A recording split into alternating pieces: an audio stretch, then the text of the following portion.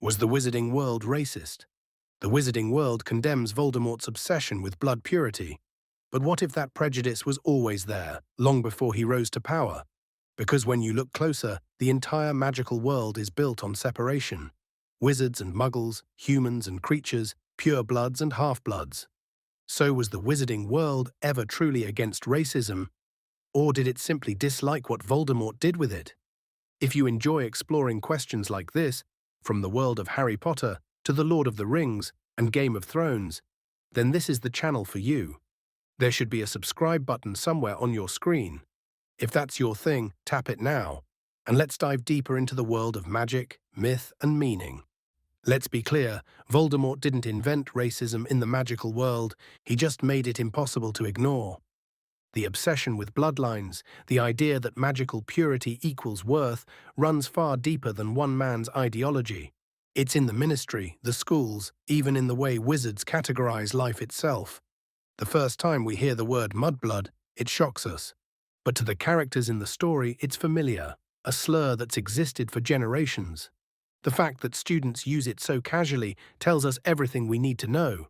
Prejudice isn't new at Hogwarts, it's inherited. And that's the uncomfortable truth.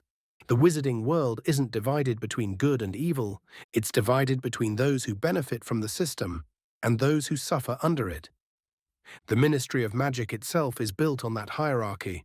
Magical creatures are literally registered and classified by sentience. House elves, goblins, and centaurs, all highly intelligent, are excluded from full citizenship. Even when Hermione tries to campaign for elf rights, she's mocked. It's a world that excuses inequality as tradition. And tradition is just prejudice with better manners. Think about how Hogwarts itself reinforces that system.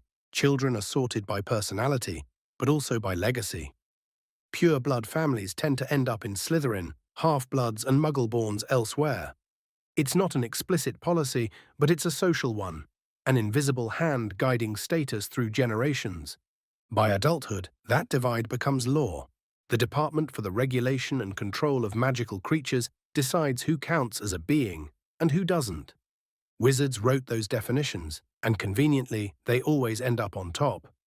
Even Dumbledore, for all his compassion, operates within that same system. He employs house elves at Hogwarts. He befriends goblins, but never reforms their rights. He sympathizes, but he doesn't dismantle.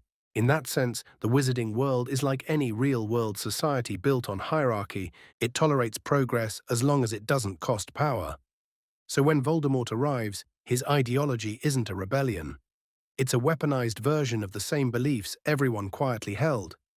He just strips away the politeness. If you're enjoying this video so far, do give it a like. It really helps me keep making these and dive even deeper into the world of Harry Potter lore. When you look back through history, even the Statute of Secrecy itself was an act of separation. It didn't just hide wizards from muggles, it declared that the two could never coexist.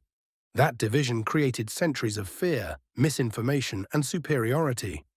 Wizards began to see muggles as a lower species.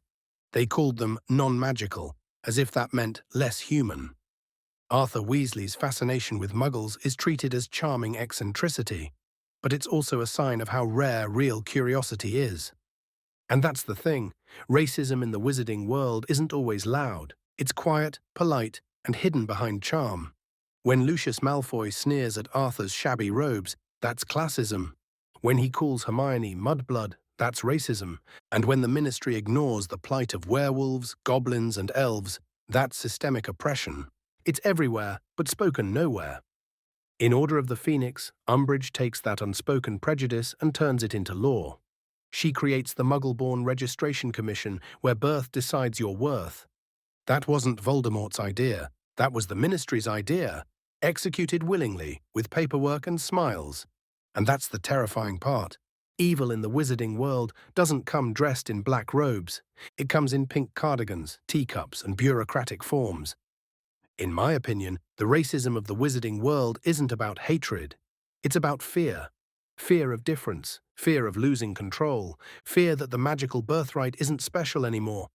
It's the same fear that drives every society that builds walls between us and them. And Rowling wrote it that way deliberately, because magic, in her world, is just another mirror of human nature. What's interesting is that even after Voldemort's defeat, we never see that system truly reformed. Kingsley Shacklebolt becomes minister, yes, but does he dismantle the departments built on inequality? Does he free the elves? Does he grant goblins citizenship? We don't know. And maybe that silence says everything, because racism doesn't end with a battle. It ends when people stop believing they're superior and start listening. And that lesson, I think, is what Rowling hid underneath all the magic and mystery. The wizarding world isn't evil because it had Voldemort. It's flawed because it created him, and kept creating smaller versions of him in every generation that refused to see its own reflection.